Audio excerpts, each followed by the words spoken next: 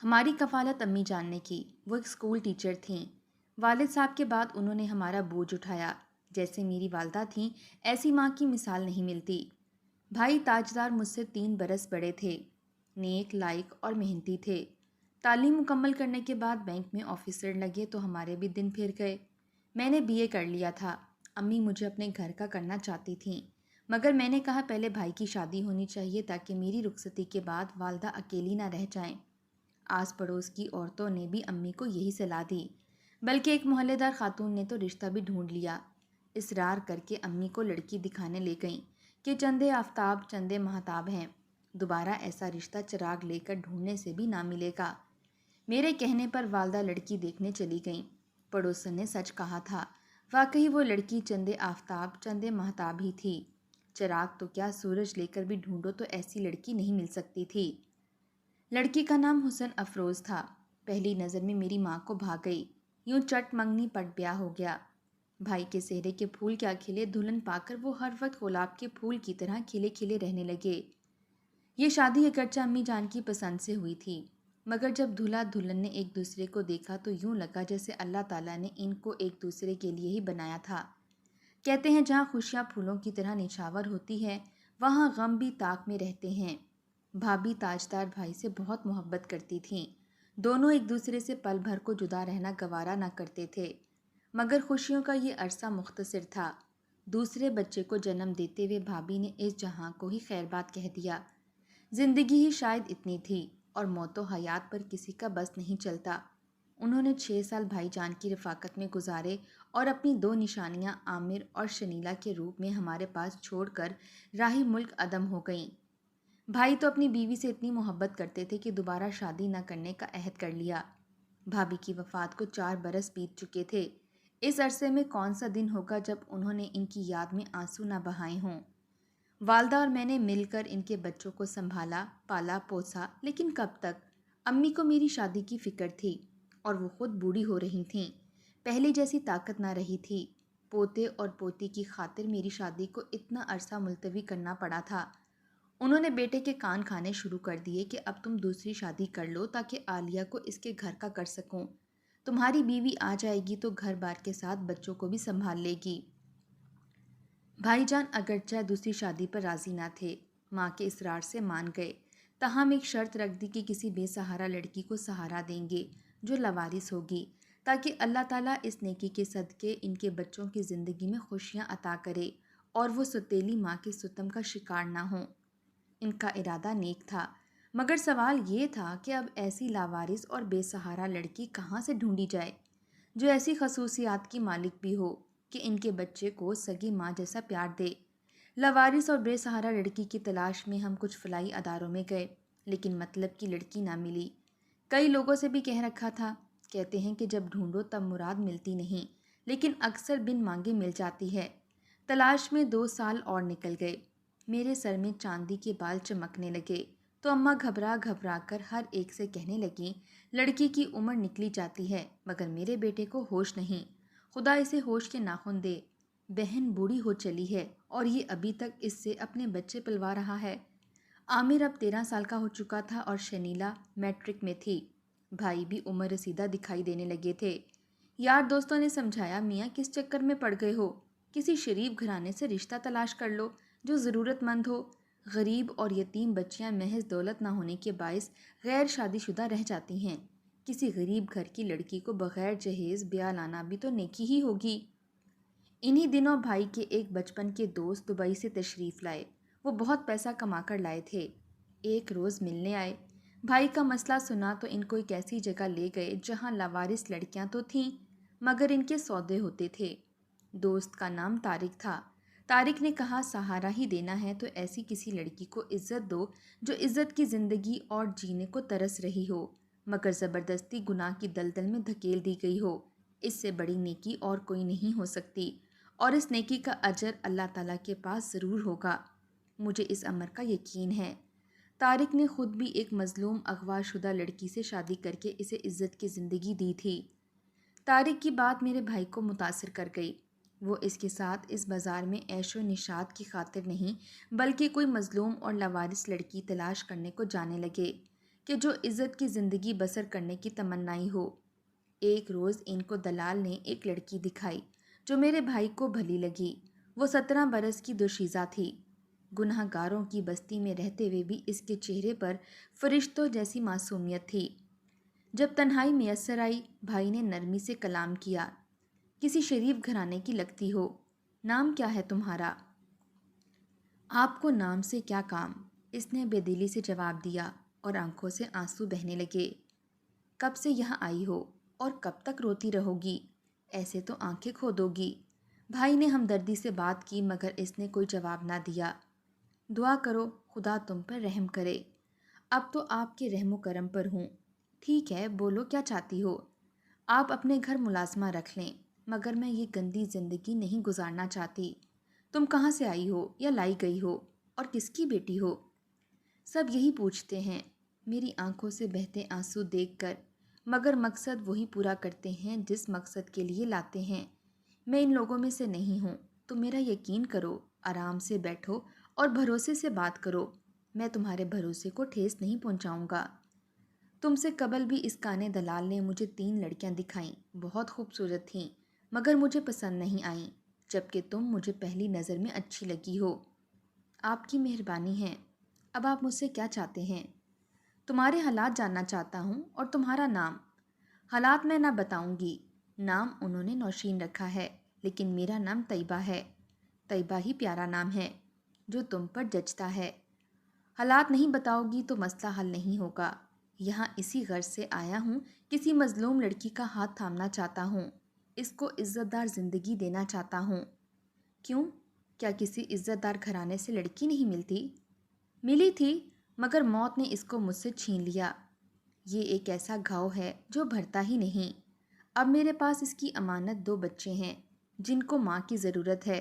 میری اپنی ماں بوڑھی ہے، وہ اب ان کی ذمہ داریاں نہیں نبھا سکتی۔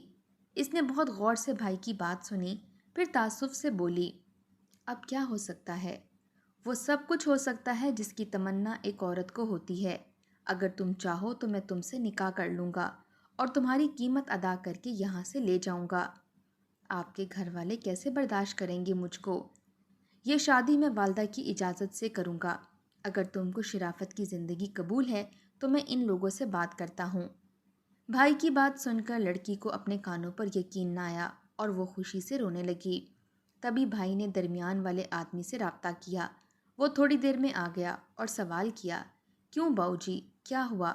معلوم تھا کہ یہ چھوکری ضرور بین کرے گی، ماتم کا ماحول بنا دیتی ہے اور گاہک کا دل خراب ہو جاتا ہے۔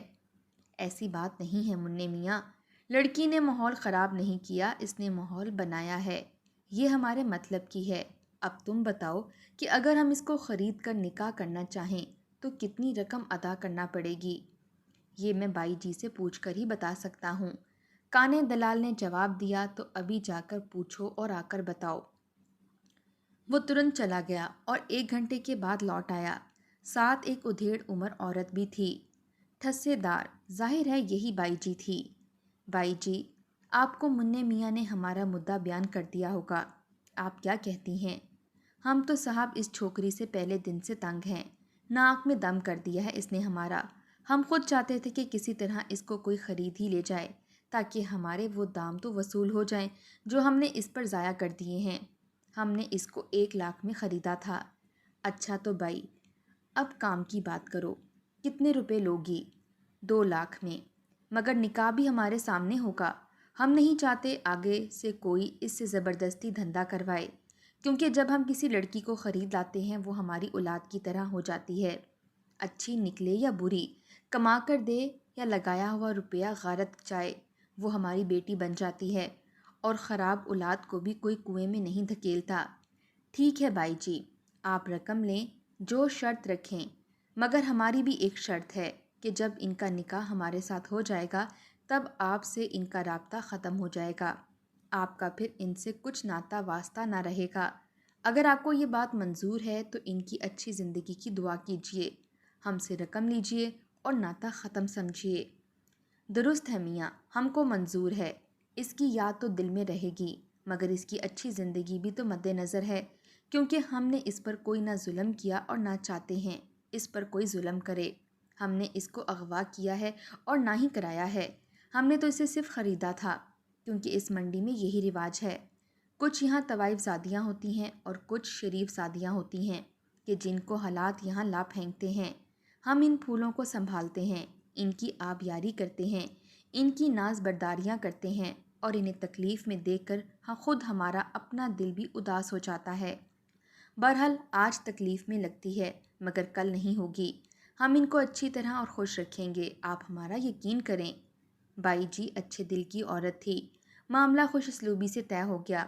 طارق نے اسی دم 2 لاکھ کا انتظام کر دیا۔ رقم بائی جی کی ہتھیلی پر رکھ دی اور طیبہ کو انہوں نے بھائی کے سپرد کر دیا۔ میرے بھائی نے وعدہ کیا تھا کہ وہ نکاح میں بائی جی کو ضرور شامل کریں گے، تاکہ ان کو سکون رہے کہ لڑکی کو کسی غلط مقصد کے لیے نہیں بلکہ صحیح مقصد کے لیے لایا گیا ہے۔ طیبہ کو طارق اپنے گھر لے گیا اور بیوی کے سپرد کر دیا، کیونکہ بھائی اس کو بغیر نکاح گھر نہیں لانا چاہتے تھے۔ امی جان کو بھی تو تمام صورتحال سے آگاہ کرنا تھا۔ حیرت کی بات کہ طیبہ کے بارے میں سن کر امی جان نے اس کو بہو بنانے سے صاف انکار کر دیا۔ بولی بیٹا تاجدار کان کھول کر سن رکھو، اگر تم نے اپنی مرضی سے اسے بیوی بنا بھی لیا تو میں یہاں اسے نہ آنے دوں گی۔ اس بازار کی عورت میری پوتی اور پوتے کی ماں کہلوائے، مجھ سے برداشت نہ ہوگا۔ بھائی نے کافی منتیں کیں، میں نے بھی کہا امی جان آپ اس کو طارق کے گھر جا کر ایک نظر دیکھ تو لیں، کیا پتہ اس کی مظلومیت ہی آپ کے دل پر اثر کر جائے۔ وہ اپنی مرضی سے تو طوائف نہیں بنی، مگر میری ماں نے تو بس ایک ہی رٹ لگا دی کہ میرے گھر بہو آئے گی تو کسی شریف گھرانے کی لڑکی، اس بازار کی طوائف کو ہرگز قبول نہ کروں گی۔ امی کے سخت رویے سے دل برداشتہ ہو کر بھائی تاجدار اس قدر دل گرفتہ ہوئے کہ ان کا دل ٹوٹ گیا اور مسحری پر گر پڑے۔ کئی دن تک کچھ کھایا نہ پیا۔ جب بھائی کی ایسی حالت دیکھی تو ماں کی ممتا نے جوش مارا، مجھ سے بولی تم بھی چلو طارق کے گھر جا کر اس کو دیکھ آتے ہیں۔ ہم طارق کے گھر آئے۔ طارق کی بیوی تو پہلے ہی طیبہ کی طرح مظلوم لڑکی تھیں، مگر انہوں نے عزت دار زندگی کو نعمت سمجھ کر خود کو ایک اچھی بیوی ثابت کر دیا۔